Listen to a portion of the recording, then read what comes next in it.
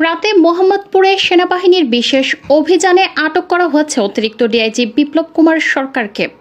মোহাম্মদপুরে জেনেভা ক্যাম্পে সেনাবাহিনীর অভিযানে ডিএমপি যুগ্ম কমিশনার বিপ্লব কুমারকে গ্রেফতার করা হয়েছে। স্থানীয়দের সংবাদের ভিত্তিতে মোহাম্মদপুর চানমিয়া হাউজিং এ সাবেক ডিসি বিপ্লব কুমারের বাড়িতে অভিযানে যায় সেনাবাহিনী ও পুলিশের যৌথ দল।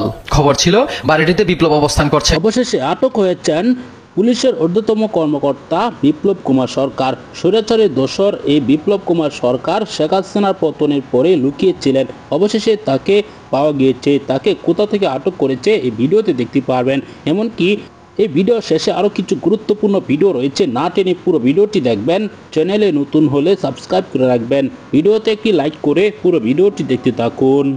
রাতে মোহাম্মদপুরে সেনাবাহিনীর বিশেষ অভিযানে আটক করা হয়েছে অতিরিক্ত ডিআইজি বিপ্লব কুমার সরকারকে।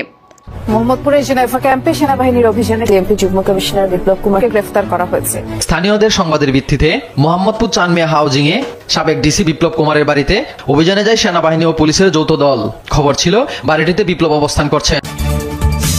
এবং সবশেষে জানাবো, স্পেন থেকে সাবেক আইজিপি বেনজির আহমেদের রাষ্ট্রবিরোধী ষড়যন্ত্র থাকছে বিশেষ প্রতিবেদন। এতক্ষণ শুনছিলেন সংবাদ শিরোনাম, এখন থাকছে বিস্তারিত।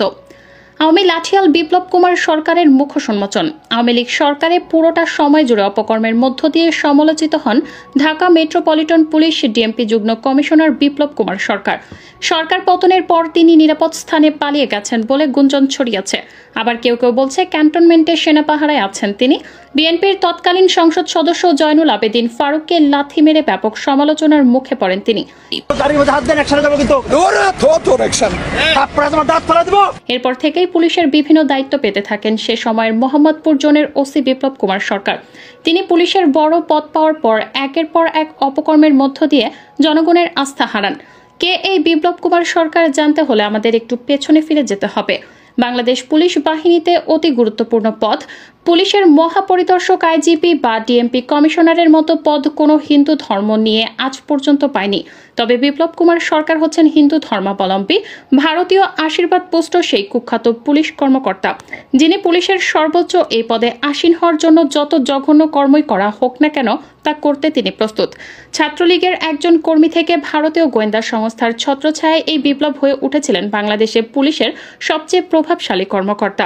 এমনকি খোদ আইনজীবী তাকে জমা খরচ দিয়ে কথা বলতেন, কারণ বিপ্লবের ছিল ভারতীয় গোয়েন্দা সংস্থা রয়ের প্রোটেকশন। বিপ্লবের আস্থাভাজন, কারণ বিপ্লব প্রচণ্ড ইসলাম বিদ্বেষী একজন মানুষ। নারায়ক তাকবীর আল্লাহু আকবার স্লোগান শুনলেই তার শরীরে চুলকানি শুরু হয়। নারায়ণ তাকবীর আল্লাহু আকবার, এটা আমরা জানি বাংলাদেশের একটি নিষিদ্ধ দল যেগুলো জামাত ইসলামী, জামাত ইসলামের পক্ষ থেকে এই স্লোগানটা সাধারণত দেওয়া হয়ে থাকে। জানা যায় চাকরি জীবনের শুরু থেকেই বিপ্লব কুমারের বিরুদ্ধে শৃঙ্খলা ভঙ্গের অভিযোগ রয়েছে। 21তম বিশেষ ক্যাডারে চাকরি নেওয়া বিপ্লব সরকার 1994 সালে ছিলেন জগন্নাথ হল শাখা ছাত্রলীগের সেক্রেটারি। জগন্নাথ হলের সাধারণ সম্পাদক থাকাকালীন সময়ে বিপ্লব সহ 15 জন ছাত্রলীগ কর্মী গ্রেফতার হয়েছিল। তাদের মুক্তির দাবি করে বাংলাদেশ ছাত্রলীগের ঢাকা বিশ্ববিদ্যালয় শাখার পক্ষ থেকে একটি পোস্টার বিলি করা হয়েছিল, যার একটি কপি এসেছে আমাদের হাতে। পুলিশ বিভাগে চাকরি হওয়ার পর সারদা ট্রেনিং করেছিল বিপ্লব, তবে নিজের নামের সাথে ছাত্রলীগের ট্যাগ থাকাতে বিএনপির শাসনামলে কোনো সুবিধা করতে পারেননি এমনটি ভেবেছিলেন এই বিপ্লব, যার ফলে 2003 সালে ডিবি ভিসা পেয়ে তিনি পুলিশের চাকরি রেখে আমেরিকা চলে যান। 7 বছর আমেরিকায় থেকে আওয়ামী লীগ সরকার ক্ষমতায় আসার পর 2009 সালে ফেব্রুয়ারিতে দেশে ফেরত আসেন। পুলিশের ভাষায় এ সময় তিনি ছিলেন ফেরারি। জানা যায় কোনো প্রকার অনুমতি ছাড়াই দীর্ঘদিন কর্মস্থলে না থাকায় তার বিরুদ্ধে জিডিও করা হয়। কিন্তু দীর্ঘ 7 বছর অনুপস্থিত থেকে দেশে ফিরে রহস্যজনকভাবে ফের চাকরি ফিরে পান তিনি। শুধুমাত্র ছাত্রলীগ এবং আওয়ামী লীগের সাথে কানেকশন থাকাতে চাকরি ফিরে পান তিনি, এবং প্রশাসনও তার বিরুদ্ধে কোনো শাস্তিমূলক ব্যবস্থা গ্রহণ করেননি। রংপুর জেলার পুলিশ সুপার থাকাকালীন বিপ্লব কুমার সরকারের পরিকল্পনা অনুযায়ী 2021 সালের অক্টোবর মাসে পীরগঞ্জে 20টিরও বেশি বাড়ি ও দোকান আগুন দিয়ে পুড়িয়ে হিন্দু মুসলিম দাঙ্গার অপচেষ্টা চালানো হয়েছিল। এই ঘটনা উন্মোচিত হওয়ার পর তাকে কোনো রকম শাস্তির বদলে সেখান থেকে বদলি করা হয়। ভারতের গোয়েন্দা সংস্থা রয়ের সহযোগিতায় কয়েকটি বিশেষ মহলের ছত্রছায়া ও আশীর্বাদে এই কর্মকর্তাকে ফের ঢাকায় গুরুত্বপূর্ণ জায়গায় বদলি করে আনা হয়। পুলিশ সূত্রে জানা গেছে, বিশেষ মহলের চাপেই পুলিশ কর্মকর্তাকে ঢাকা মেট্রোপলিটন পুলিশ এ পর্যন্ত 20 বার শ্রেষ্ঠ ডিজি মনোনীত করা হয়েছে। এছাড়া রাষ্ট্রের স্বীকৃতি হিসেবে 2014 সালে পিপিএম এবং 2016 সালে বিপিএম পদক দেওয়া হয় তাকে।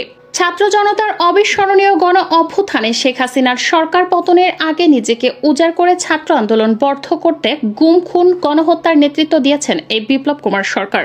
নারী লিপ্স ব্যক্তি হিসেবেও সুপরিচিত বিপ্লব গুলশান 2-এর 41 নম্বর রোডের 7-এর ভবনে অবস্থিত ছোঁয়া ফিজিও ডেন্টাল কেয়ার স্বত্বাধিকারী। তেজগাঁও থানা বিভাগের ডিসি থাকাকালীন সময়ে বিপ্লবের সাথে ফেসবুকে পরিচয় হয় ছোঁয়ার স্বামী একজন কাস্টমস কর্মকর্তা। স্ত্রীর বেপরোয়া জীবন ও বিপ্লবের সাথে পরকীয়ার সম্পর্কের বিষয়ে তিনি জেনেছেন, কিন্তু বিপ্লব অত্যন্ত প্রভাবশালী হয় তিনি কিছুই করতে পারেননি। 2019 সালে বিপ্লবকে রংপুরের পুলিশ সুপার হিসেবে দায়িত্ব দেওয়া হয়। তখন তাদের নিয়মিত যোগাযোগের কিছুটা বাধা সৃষ্টি হয়, তবে ঢাকায় পুনরায় বদলি হওয়ার পর আবার পুরো উদ্যমে পরকীয়া প্রেমের সাথে অবৈধ সম্পর্ক চালিয়ে যেতে থাকেন লম্পট বিপ্লব কুমার সরকার। বিপ্লবের সরকারি গাড়ি ঢাকা মেট্রো ঘ 1175-52-তে করে ছোঁয়ার সাথে তার কর্মস্থলে দেখা করতে যেতেন। বিএনপির কার্যালয়কে এই বিপ্লব কুমার সরকার ক্রাইম সিন ঘোষণা করে বিএনপির মহাসচিব মির্জা ফখরুল ইসলাম আলমগীরের সাথে তর্কে জড়িয়ে যান।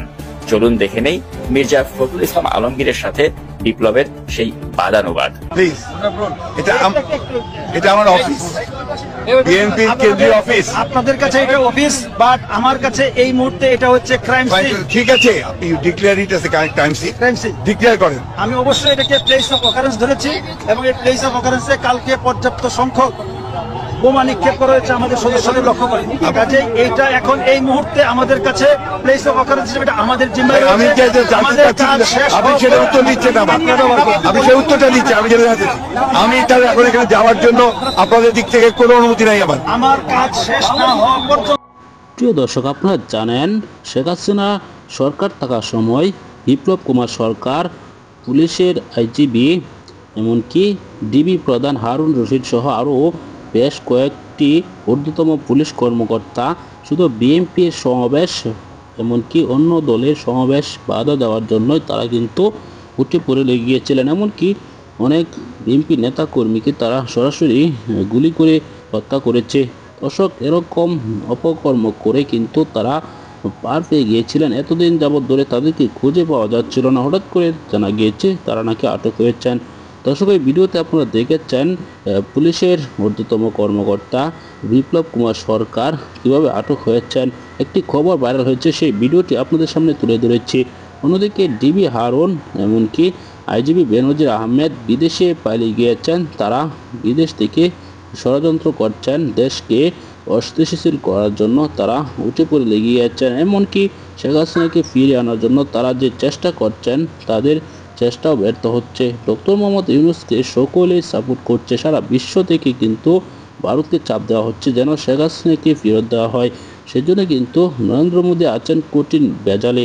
দর্শকের ভিডিওতে আপনারা দেখেছেন, এসব বিষয় নিয়ে আপনার কি মতামত জানাবেন।